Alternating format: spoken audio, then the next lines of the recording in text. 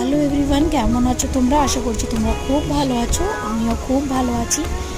আজকে আমাদের দোকানে ছিল পুজো, বিশ্বকর্মা পুজো, সেটাই ভাবলাম তোমাদের সাথে একটু ছোট্ট করে শেয়ার করি।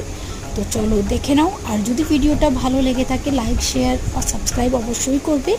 পাশে থাকা নোটিফিকেশন বেলটা কিন্তু অবশ্যই প্রেস করে দেবে, যাতে তোমরা ভিডিওটা সবার আগে পাও।